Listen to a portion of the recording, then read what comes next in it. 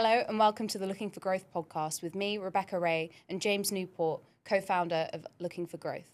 We're joined today by Phoebe Arslanagić-Little, director of Boom and leader of the New Deal for Parents at Onward. Phoebe, if you'd like to introduce yourself.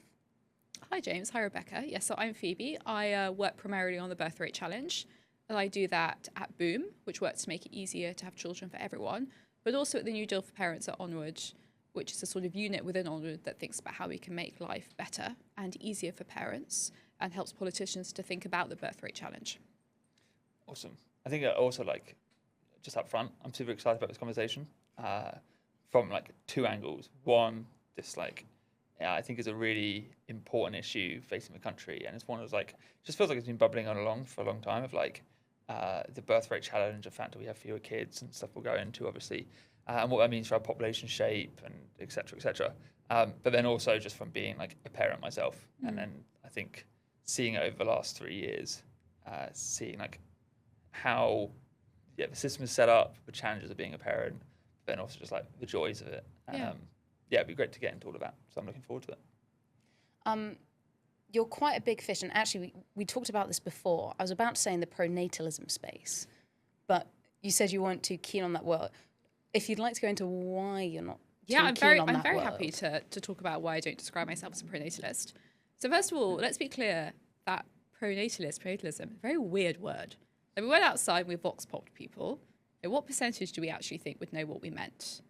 Maybe only 10% of people. Yeah. Now, of that 10%, the majority of them would associate pronatalism with something quite unpleasant, right? Maybe, these are people who go around lobbying women to have children.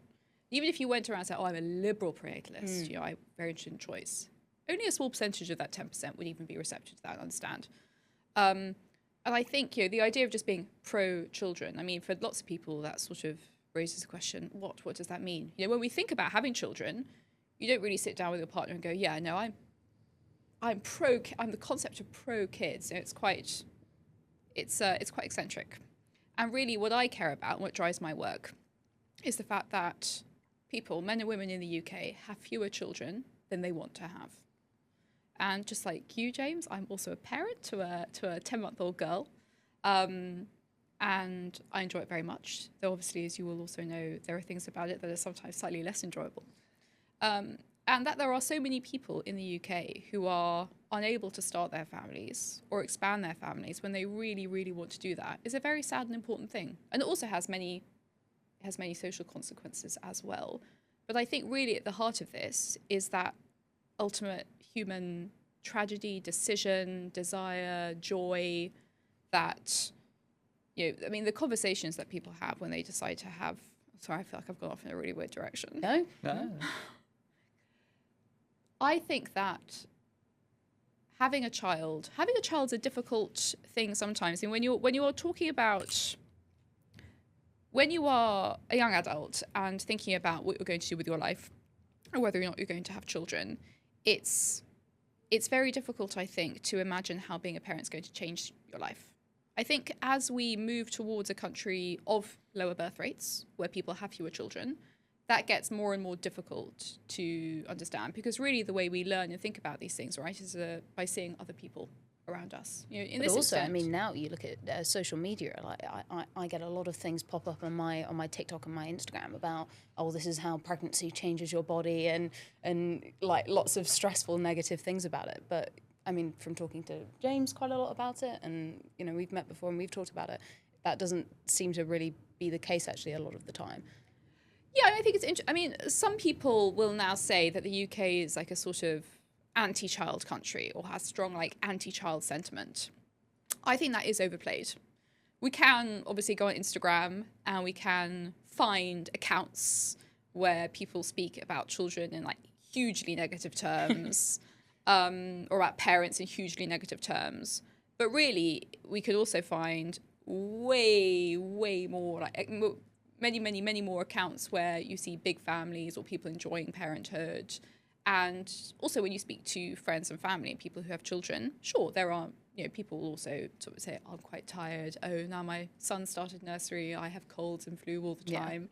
But people are very rarely relentlessly negative. I think when you don't see many families, where you don't know people who are at that stage in their life, then it can be really difficult to understand what it is that being a parent entails and looks like. I like to say that having a child is, for most of us, one of the few ways that we have to sort of be a part of the creation of a Gesamtkunstwerk, which is a German word meaning kind of like an all-embracing form of art.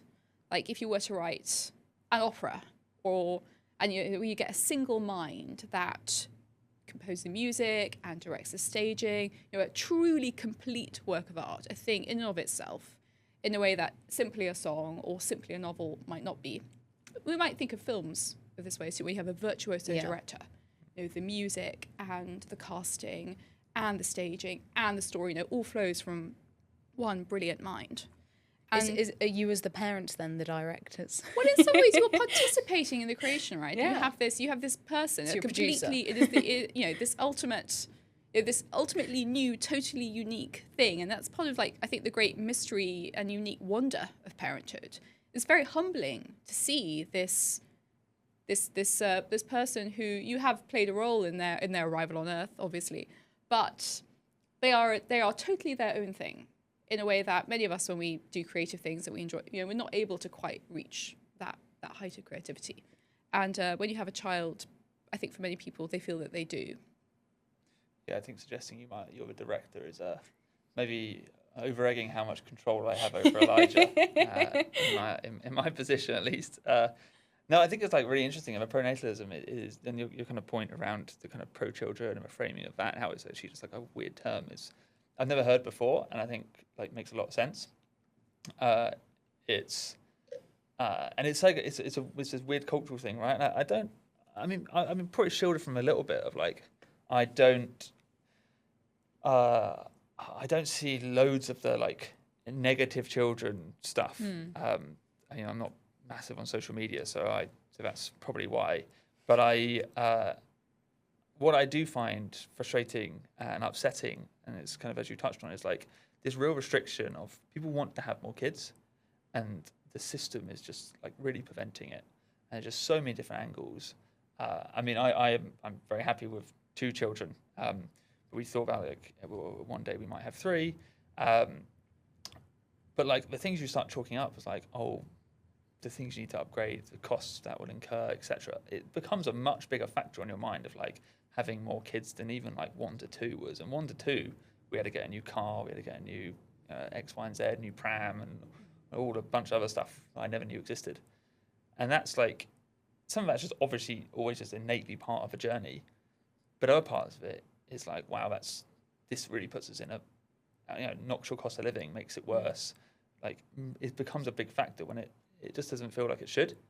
And yeah, I think that angle just plays I think as you go up more and more. It feels like 2 children is a point, but once you go to 3, your car seats are so large, you have to get a minivan, and I'll be getting a bus or something. Yeah, this is something that I think discussion around total fertility rate, this figure TFR, somewhat obscures, right? Because we can look at a country and we can see it's TFR, we can look at a region and see it's TFR.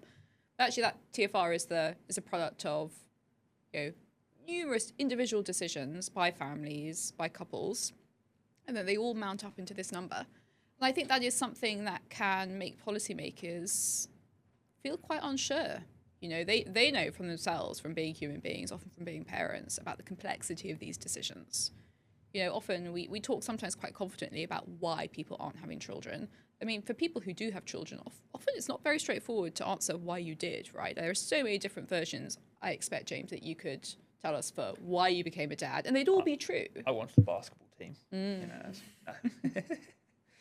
And I think that does frighten policymakers to some extent. And that's understandable because they know that it is an area of huge complexity. And the great kind of, they have this vision, I think, of the great bumbling hand of government trying to direct people or help people. And I think it can be somewhat paralyzing.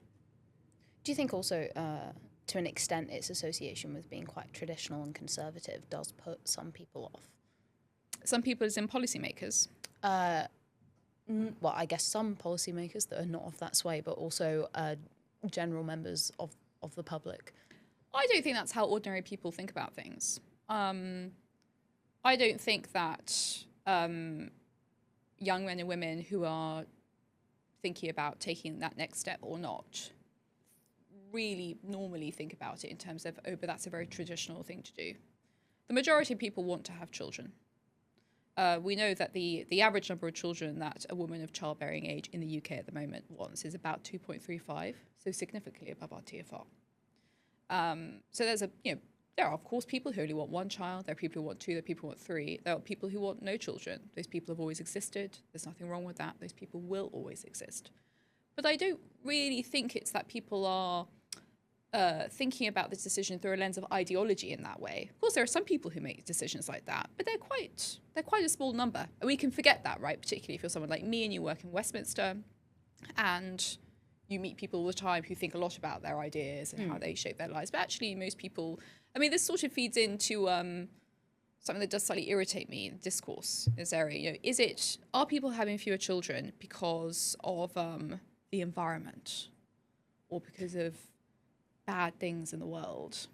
And again, it's not reflective really of how people actually make these decisions. I mean, if your friend came to you and said, my partner says he doesn't want to have children because he's very worried about the ice caps, that is in fact quite unusual and strange. I have heard the argument though that I'm not too sure I'll have kids because I don't know if I want to bring them into this world, which I found a very strange one. It was from quite a kind of extreme perspective in my opinion, but I think there's kind of that bit of that ideology out there. I think some of it comes from bad survey data. If you give people a long laundry list at like tick box and you ask them the question, why haven't you had children?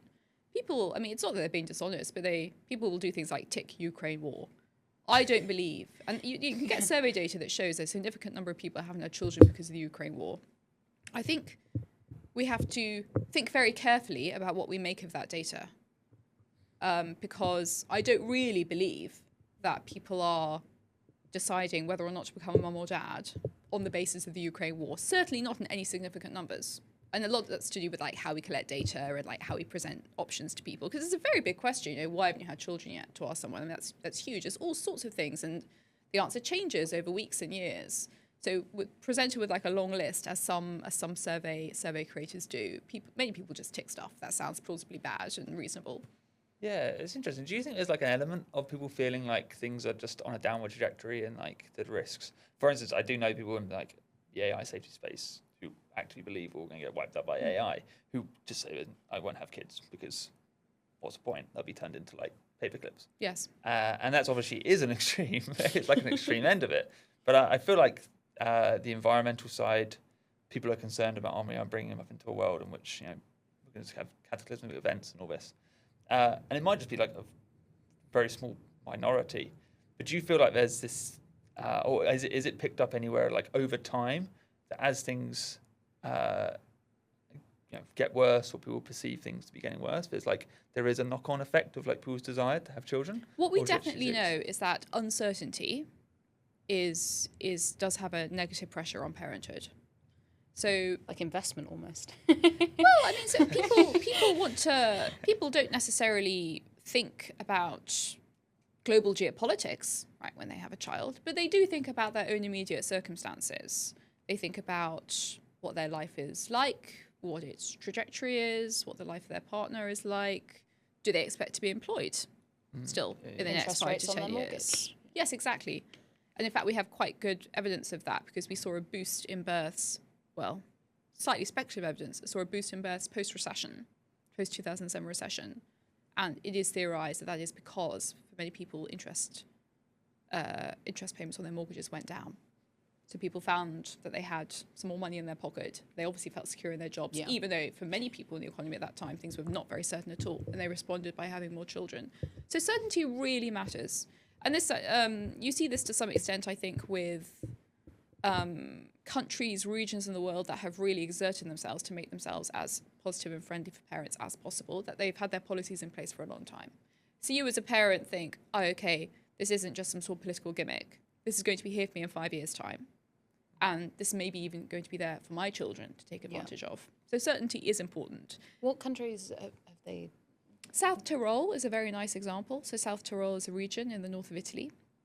It has raised its fertility rate quite considerably over the past 25, 30 years, while the rest of Italy has seen that really decline. It's quite interesting as well because Italy's a very pro-family place as well. Yes, it is, isn't Yeah. it? I think Italy is a particularly interesting example from that perspective. It's also a country that has seen tremendous economic decline. They also do have a housing problem. These factors exist in South Tyrol, by the way. It's not an area of particular religiosity. In fact, arguably less so. North of Italy, less religious than the south.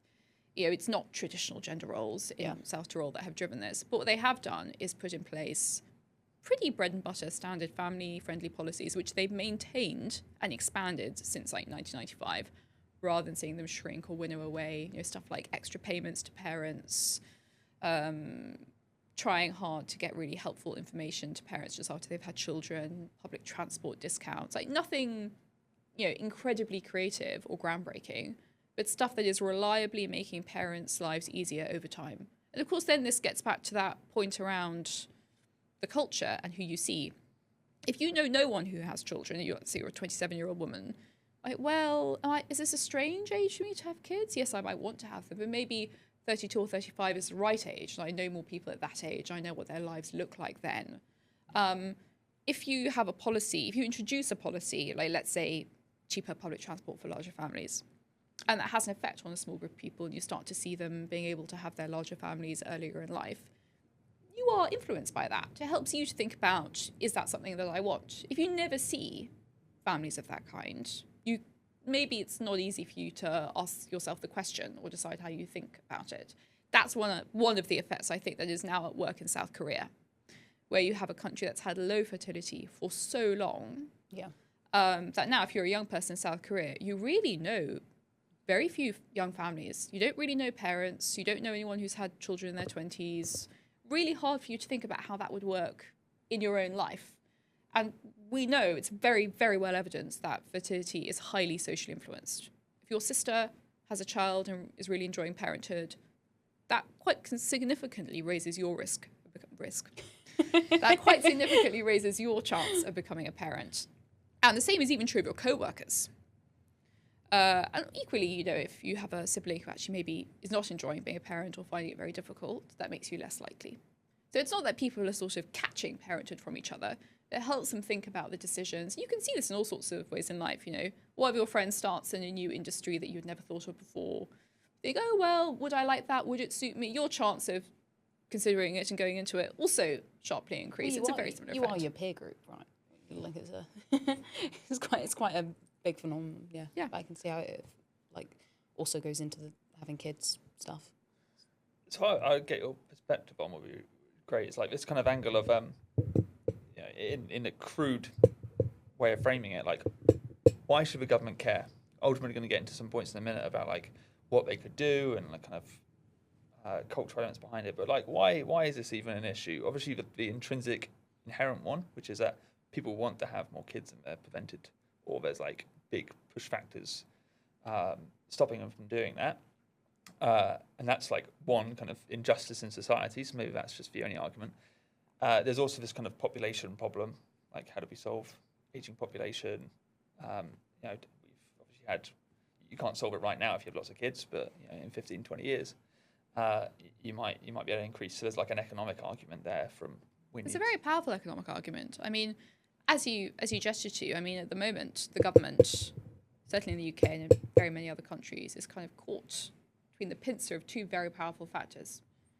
You have an aging population, which is inherently very expensive because of pensions, because old people become unwell. We want to make sure that they're looked after properly because of things like social security and because of social care.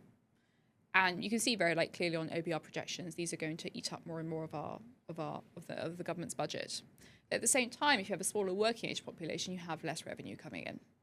So that creates a very, very difficult problem for governments. Lots of things that many of us, I suspect, and certainly I like about living in the UK, like having a strong social safety net that I know is there to provide for support people who are going through difficult times in their lives, people who have contributed all their lives and now deserve a safe, well cared for old age, free from want and free from suffering.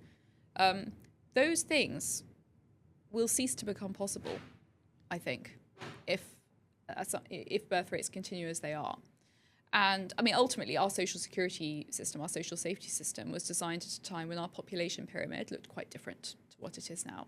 I think that interacts also with increasing concern about the level of immigration to the UK. Ultimately, immigration has been very important and is very important in propping up our old age dependency ratio. So the ratio of working age people to older people. But there is no democratic mandate, I think, quite clearly to continue with some of the volumes that we have seen in recent years. So if we have less of that, we are going to need to think much more carefully about how else we are going to be able to guarantee like state services, things about our country that we really love and that we really want to be there for the sake of our fellow citizens. Yeah, I think that's like a really interesting angle. I mean, I remember when I was in geography and like A-level, and you saw these population pyramids, right? And you saw like this impending wave of people becoming older, and you know the effect that's necessary. It's just automatically going to have on our system, and ultimately, yeah, this is it intrinsically links to this kind of immigration question as well, which we definitely don't have time to go into the full immigration debate. But there's that element of you need your population to have tax income, to be a working age population, to bring in tax income to support this kind of social nets, to support especially now these aging populations. And if you don't want to go down the immigration route, which is kind of one of the ways we've been plugging it, this actually increasing your population, children, is the other mechanism to do that. Yeah, and it's very weird. No one wants to be told, oh, have you considered having another child because actually it's very good for the treasury? That's not how anyone thinks about it. And we don't want individuals to think in that way. But the thing is that people really do want to have children and they're very happy to do it. There are lots of people who really want to become parents, who want to expand their families. And it has this massive social benefit for all of us. Like it's a gift really for our future, like for our future social prosperity as a country. It is the future, right? Sorry? It is the future. Exactly, it is the future. I mean, even to make another point, I mean, Joel Mocker has just won the Nobel Prize in economics for his work, much which, as I understand it, revolves around explaining the extent to which ideas play a huge role in innovation and wealth creation and development. To have ideas, you do need human beings. And there's very, very strong evidence that the smaller population you have, the fewer ideas there are, the less innovation there is. And to have those innovations, to have ideas that can like take humanity to all sorts of amazing places, right? You do need people. And that's another, I think, under-discussed benefit, actually, of having a larger population. Again, this is about potential. Every child that is born is this gift to the future. And many of them will have, as Mocker might have it, macro and micro inventions that will really serve to particularly lift the living standards of all of humanity. When we were chatting before we began recording, Becca, you mentioned Paul Ehrlich's famous book, The Population Bomb. So this was written in the 1960s, extremely influential book, basically arguing that the Earth's population was increasing unsustainably. We were all going to starve to death, horribly suffering. Like Was this because it was like baby boom era, do you reckon? So it's on the tail end of the baby boom. Okay, yeah. It's right at the tail end of the baby boom. It is actually accompanied by loads of other books, some of which with significantly less appealing titles like Breeding Ourselves to Death. Ooh. I mean, it was really completely, it had a huge influence on on how elite policymakers all over the world saw problems in their country and perceived what their duties and obligations to their citizens were. So what problems did he identify that they picked up on then, do you reckon? Oh, well, he argued that overpopulation was the biggest single threat to humanity. And the response, I mean, think USAID, the United Nations Population Fund, the Rockefeller, philanthropists all over the world directed a huge amount of money to helping countries decline their populations, including through like state-sponsored family planning measures, which in some countries, just took the form of promoting contraception and giving people education about how they could plan their families. In some countries, that took the form of forced sterilization, or if not forced, certainly very close to being so. In South Korea, I mean, South Korea had one of the world's most successful antenatal programs that humanity has ever seen. I mean, in 1960, South Korea's TFR, so the sort of, I mean, there's a sort of predictive element to TFR, so it's not quite as neat as this, but the number of children each woman had, was predicted to have, was 6. My gosh. Yes. And in like 1962, Park Chung-hee, dictator, takes over South Korea. And he's also, everyone was really influenced by these ideas. Yeah. A huge amount of money in a statewide family planning program. Nothing like the sort of brutal approach that China took in terms of the one-child policy, but very like all the, top down all the way to grassroots. Loads of associations throughout the country encouraging women to have fewer children. Benefits, bank loans that you could only get if you only had 1 or 2 children and they were sterilized. Educating children in schools about the dangers of overpopulation, why this would be so bad for South Korea and also the world. Giving talks to the army. Like, really, I cannot emphasize enough how this literally spread out throughout the whole population. Park Chung-hee was overthrown a few years later. Maybe he died around the same time he was overthrown. Next dictator carried on the program. I mean, there was no debate over this. It was very, very, very successful. And they didn't start reversing those policies in significant ways until 1995. And their fertility rate had been below 2 for quite a while by that time. Paul Ehrlich looked at a trend line going up and thought, well, what if it just continues forever? I mean, it's a little bit like that. You must have seen the meme, James, where someone jokes about their baby, like, oh my God, the rate that my 6-month-old son is increasing in weight. He's going to be heavier than our house by the time he's 3. But trends don't necessarily just inexorably grow up. And something that Paul Ehrlich did not predict was the Green Revolution. People, he worried there was simply not enough. There was no way that we could grow enough food to feed the world. Actually, the Green Revolution, huge leaps forward in farming, GMO, meant that we can. In fact, no one in the world today starves to death because there's not enough food just grown. They starve to death in situations of war where they're actually prevented from accessing food. In terms of the sheer amount of food that we produce on planet Earth, there is enough for everyone by quite some way. And Paul Ehrlich did not see that coming at all. Very interesting. Yeah. Yeah. So there's, I mean, it kind of plays into like the cultural element in the UK. So obviously we had the baby boom era, and we've had this kind of element of, as we touched on already, kind of environmental concerns or future concerns. We should talk about the baby boom. People, well, yeah, I guess let's dive on that now actually then, because I wanted to raise like, you mentioned the Treasury not having a policy like, do it for Rachel Reeves' next budget, have more kids. It doesn't seem likely to be the next Treasury campaign. But we did have a model where government was massively pro having children after the war, right? And you had that baby boom era, and there was like a different approach to it. The baby boom began before World War II. Interesting. Okay. Yeah, the most common thing that people know, most frequently understood thing about the baby boom is in fact a misconception. The idea that it was started by World War II soldiers returning home and being very enthusiastically greeted. In fact, in many countries, it started before World War II, which is extra puzzling, right? Because it continues during World War II. Lots better away. Yeah, we have this incredible baby boom. Some countries have sort of double-humped baby boom. The UK is example. Some just have one big lump, like America.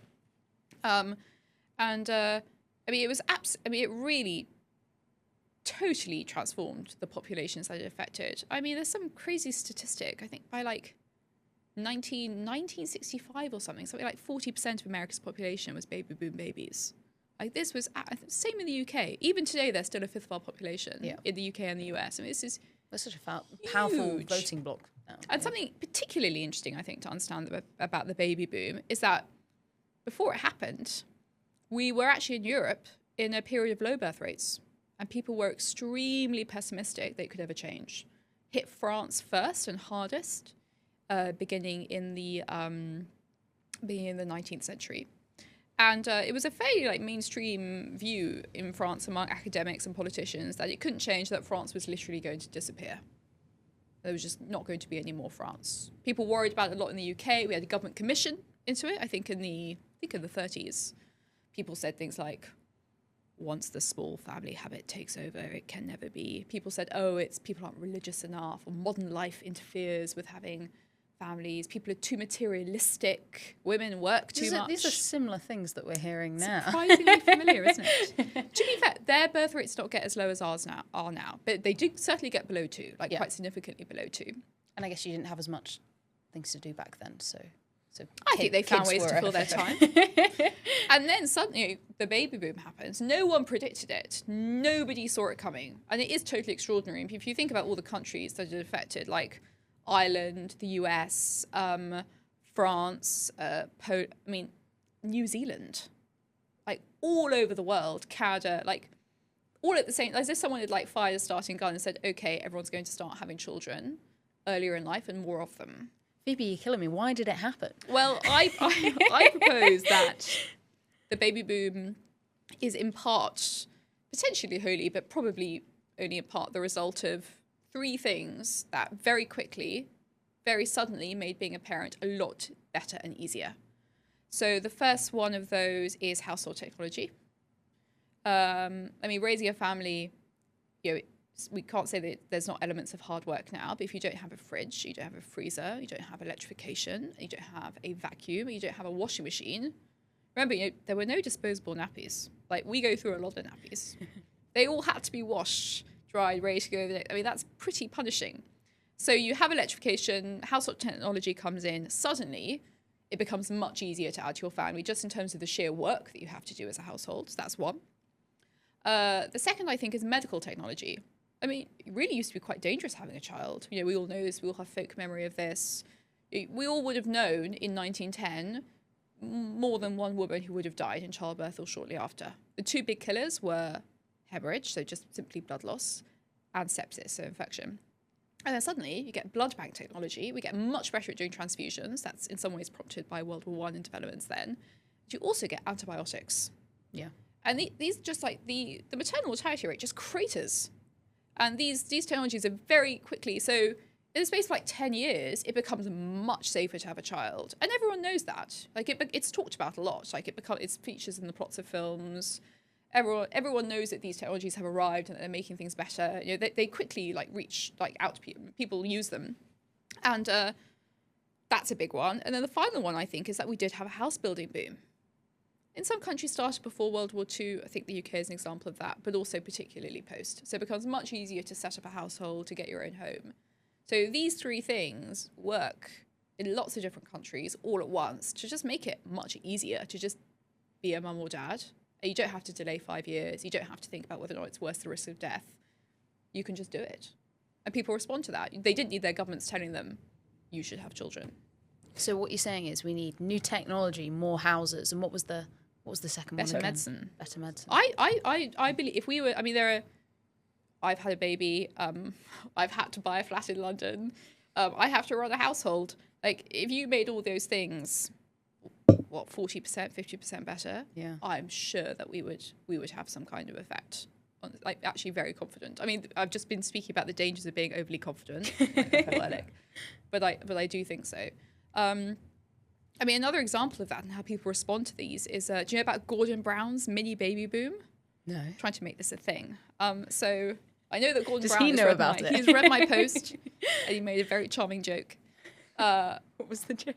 I won't repeat it. So in 1999, Gordon Brown introduces something called the Working Families Tax Credit. And it replaces another benefit for poor families. And really the goal is one very simple one that Gordon Brown speaks about a lot, even before he becomes Chancellor. Let there be fewer poor families. Like, let more poor families have more income, and like, so that children don't have to live in poverty. And it was for working families, as you can see in the name. And the IFS identified that between 1999 and 2003, this more generous benefit for poor families, poor working families, meant that an extra 45,000 babies were born, which is about 1 in 100. Those children born then are now 99, 2003, You know, they're making you your coffee, they're doing internships, they're working in jobs, some of them are having children of their own. And they exist because this change was made, money came into the pockets of working families, and they did what they wanted to do, right? Many of them. They didn't have Gordon Brown telling them, you should actually have more children with this money.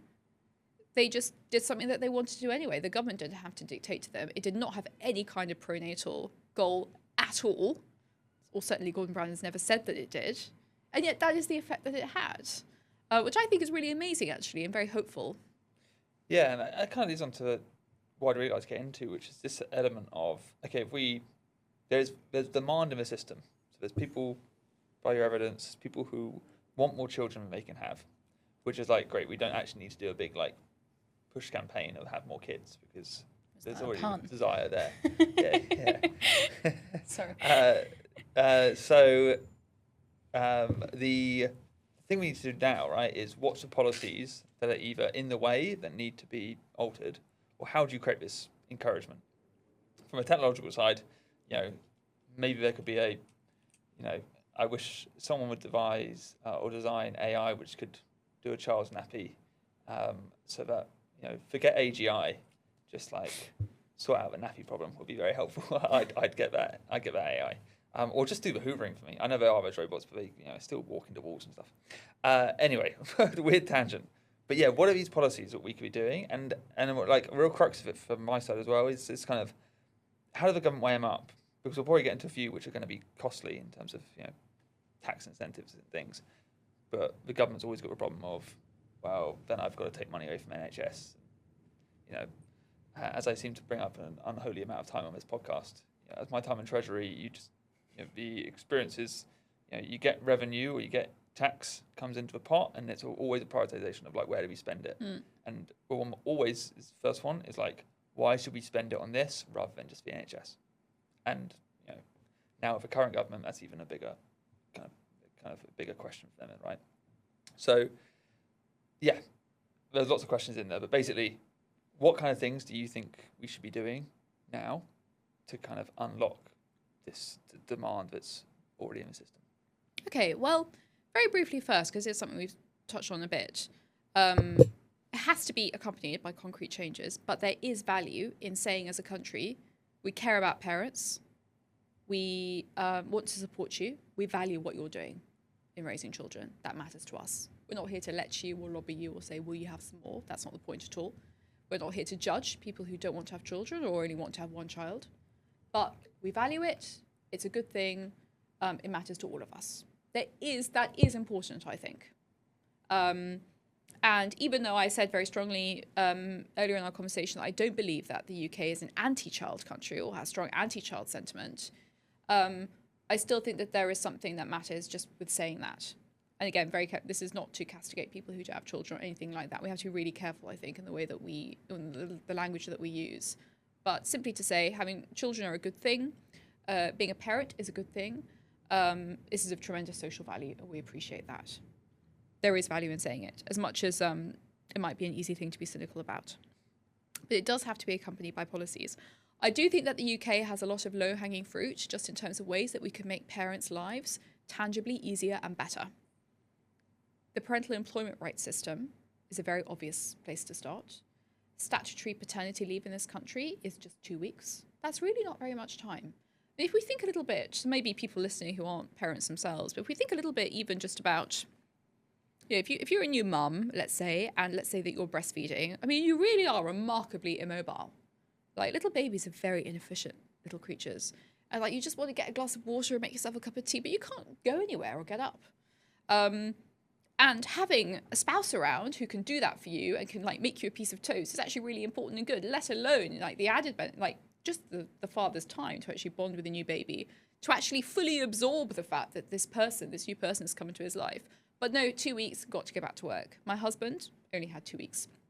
I think this is sometimes a little bit under-discussed in Westminster policy circles, partly because many people, particularly in the private sector, benefit from paternity leaves that are just more generous. It's a very good thing that those companies are there, making sure that dads can have 3 months off or 2 months off.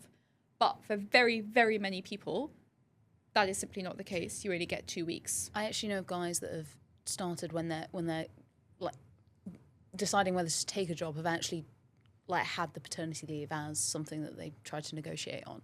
And I think that's, like, from what I've seen, becoming more common, because That's very interesting. I think guys do care about actually spending time with their kids. There's a very interesting campaign at the moment called the Dad Shift, who do lots of fun stunts and are working quite hard to get MPs to think more about this issue. They tell me that there's a lot of new dad MPs at the moment in Parliament. They are making headway, and they're a very good thing to support. But this also, we can also talk about statutory maternity pay in particular. I mean, at the moment, I don't know if you know about how the statutory maternity pay system works, but you get 90% of your average weekly pay for 6 weeks. And then for the remainder of your maternity leave, which may be up to a year, you get about £185 a week. I mean, £185, I mean, it's not really enough to pay people's rent or mortgage. Lots of couples are reliant on 2 incomes. I had quite a short maternity leave because this would have been a problem for me. I just needed to go back to work. That was fine. I've got support at home. But that is a big challenge for many people, to have so little income for so long, and to have this tiny baby that you actually can't really take to daycare very easily until they're a few months older. So we could change that, certainly. We can definitely make things easier for parents in the world of work. Absolutely. That's a very obvious one. I do also think that we should be thinking seriously about how to reflect the contributions that parents are making in our tax system. We are quite unusual as a country, certainly very unusual in Europe. In fact, we don't reflect, if you're a parent with a dependent child, in your income tax. Yeah. Because you have extra expenses, first of all, and also because you are contributing, right? Yeah, sure, it's a long-term contribution, but it's still very much an extremely concrete contribution to the country's prosperity. And yet in this country, you just pay income tax, same as anyone else. I do think we should be looking carefully to think about how we can relieve some of the burden on younger families in particular. And I think there is increasing interest in how we can do that. Is there some stuff where you could do I'm always really interested, you've got a personal allowance, the £12,000 before tax. Like, you could what you really want, right, is when you first have a child, at least from my experience, when you first have a child, you have lots of big expenses, you have lots of things where you're adjusting. Also, you realise, oh, wait, this thing I thought would be fine with a child just isn't. So, for instance, my one was a car. Like, we had a car which had 5 seats, we thought we'd be fine, and then after having the first kid, we were like, okay, this is now a real squeeze. We had stuff in the back seats and the boot and everything. It was like, okay, we're going to have to get another car. And that's just a big expense to have. So the elements of could you do things like defer tax? Could you do stuff like, when you become a parent, your personal allowance, you get 100,000. Any income you earn over 100,000 is tax free, and then anything above that, ongoing, you no longer get a personal allowance, basically. So it would be a system where people who only earn 30, 40,000 would get 2.5 years or so of tax relief, and then they'd go back in and they wouldn't have such a benefit anymore.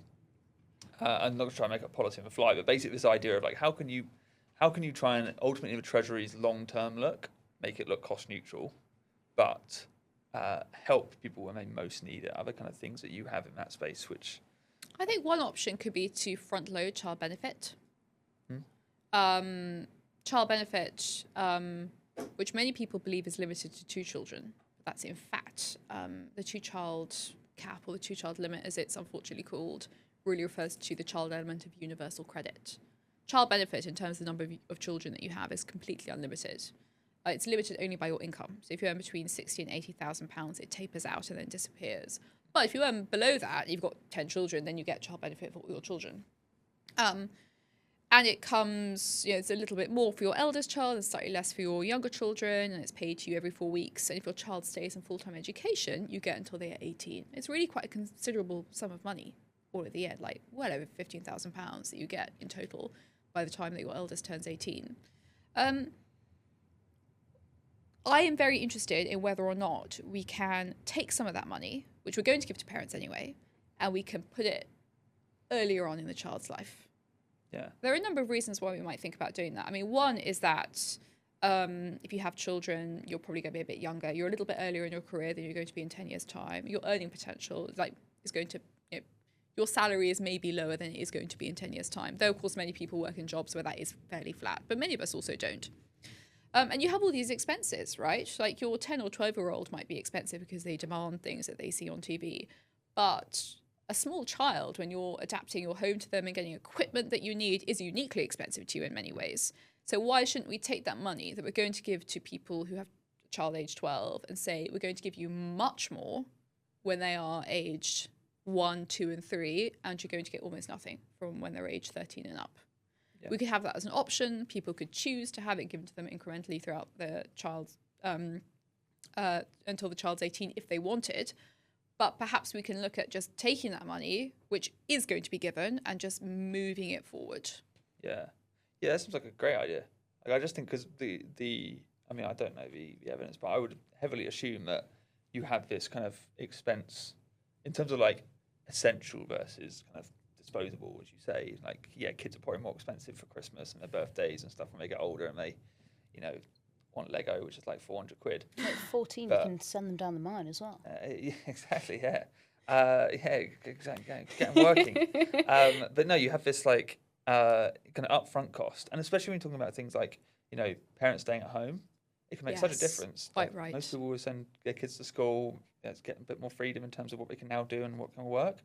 But the first 3-4 years, like, really is expensive for childcare. It's like really prohibitively expensive.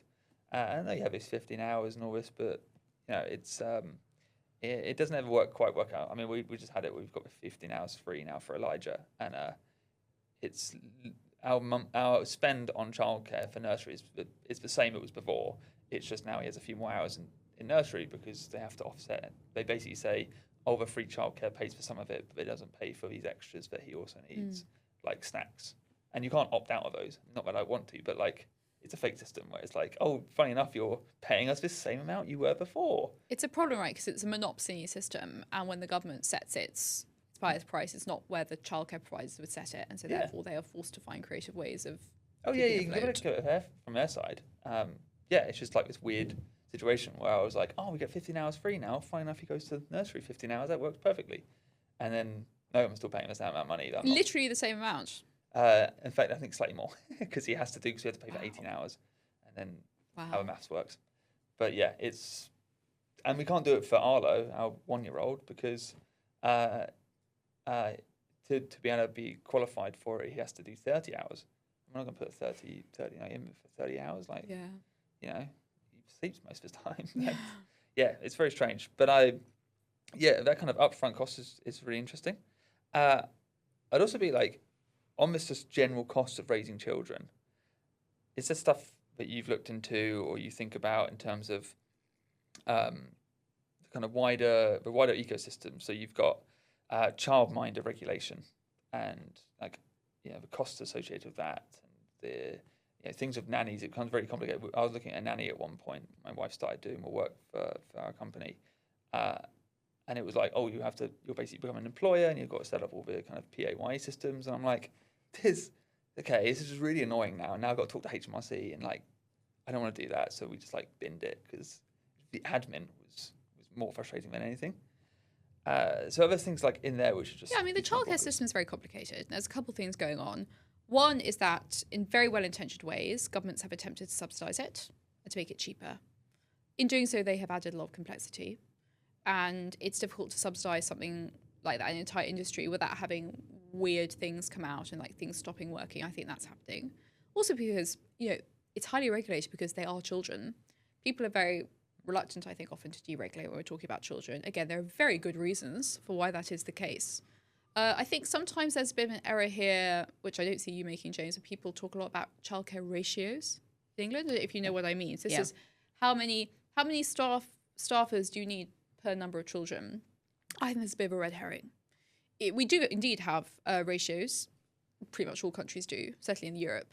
If you actually look them up, they really do seem quite high. I don't know how many 5-year-olds you feel yourself up to looking after, but like I think it's like 8 or something. Like it's a lot, and it's like three children under one or something. We probably could get the numbers up, but they are quite high. So I don't really think it's to do with that. I do think that lots of different layers of subsidy, which many of which are complicated, right? Clearly difficult for parents to claim. And they also, the way that income eligibility fades them out at certain points makes it, you see people's incomes bunching around like certain thresholds because of the marginal tax rate is so high then because these subsidies get withdrawn from you. But like we do seem to have created a childcare system that is genuinely very fragile, not working very well. Lots of childcare providers are shutting down. We're expending a lot of money on it, but there also appears to be a shortage of places. People struggle to find places in many parts of the country. So clearly something has gone very wrong. I would like to see a program, I think, of simplification. It is expensive. Taking care of a child and making sure they're well looked after is always going to be expensive. You are buying the time of another human being to look after a little human being. That's never going to be very cheap. But if we're going to subsidise it, can we give parents a free pot of money and say, here you go, James. You've got your pot of credits or whatever. Ideally, we'd say it would be cash, but you've got your pot of credits. You can spend these credits as you like on childcare. You do what you want to do with them. And that, I think, would begin to let the market take over a little bit more than it is now. It does tend to make sense, though, that if you were able to have more kids per staff member, then the price of that would go down. In like, I can see the argument behind it. If you had 10 2-year-olds to one person, yeah, sure, that would be cheaper. Yeah. I just don't think that I think the ratio is already not very restrictive. I agree with you that we could make them very high, and maybe there'd be like, possibly, I mean, in the whole population in the country, there would be some parents who would take that up. But I also don't think it would look very good or feel very good.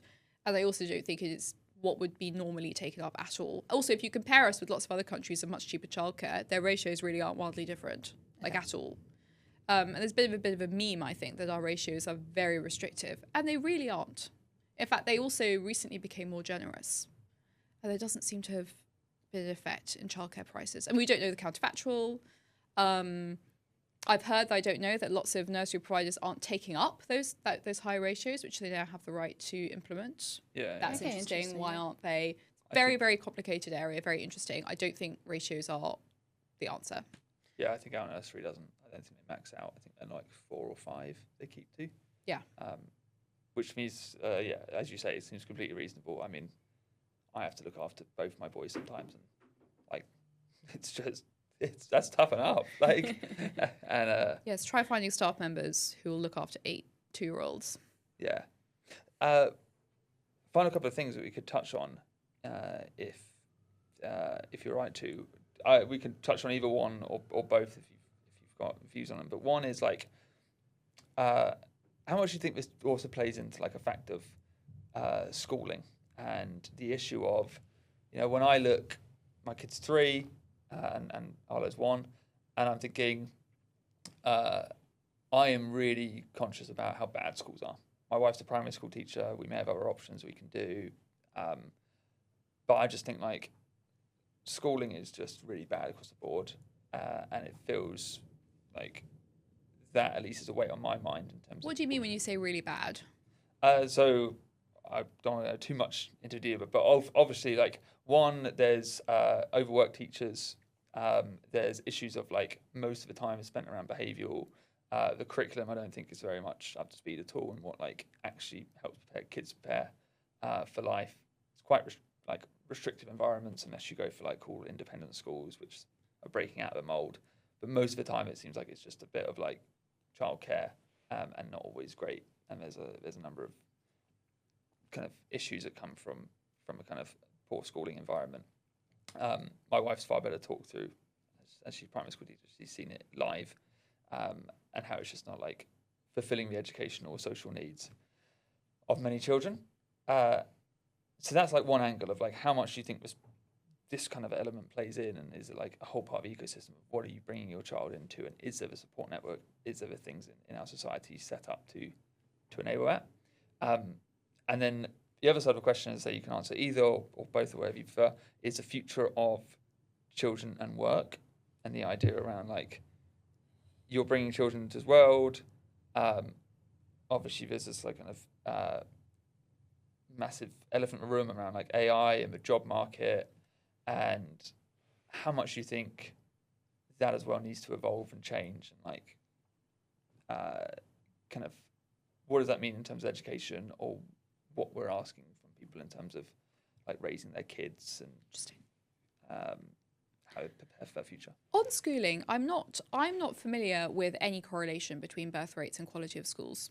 I also think many of what you have outlined as problems, which I don't disagree are real problems, are also things that we've heard people saying in the 70s and the 80s, and also probably before. Schools are underfunded compared to what they were, particularly like if we compare with just pre-austerity, very, very obviously. I think in general, people, I don't deny that there is going to be an effect for some families, and people think about these things in different ways, but I don't think there's a whole population effect in terms of whether or not where our schools are now are affecting whether or not people have children. In terms of the other question on the future of children and work, well, this really depends what you think the future looks like. I mean, we all know people who think that we're heading for something so revolutionary that we're not, I mean, maybe in a really good way, that we're not going to have anything that looks like a job in like 20 years' time.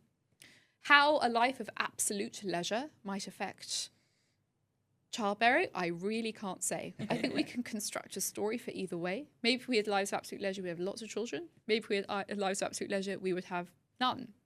Who knows? I don't know. In terms of the world of work now, I think that we are now coming into a time of great uncertainty about the effects on the labour market. As I said earlier, uncertainty does make people, like just general uncertainty about their own individual economic prospects, does certainly make people think twice about whether or not it's the right time to become a mom or dad. And it's very possible that if we see major upheaval and we begin to see mass unemployment, that would certainly, I expect, have a strong negative downward effect on birth rates. It may be that people catch up, you know, we've got 5 years of very few babies and people are like, oh, what's going to happen? Am I going to have my job? Is there going to be a new job for me? And then after that, you get a catch-up effect. That does happen. You know, it doesn't matter for us if people have the children that they want to have a little bit later on. We just want people to be able to have their families in the way that they want them. But also, I mean, people having children now, I think about this sometimes in terms of my daughter. A lot of the changes that many people, maybe many of us think are actually going, a lot of those will have happened to some extent. It'll be much easier to understand the shape of them in like 18 years' time when she's thinking about what she's going to do with the rest of her life, certainly in terms of career.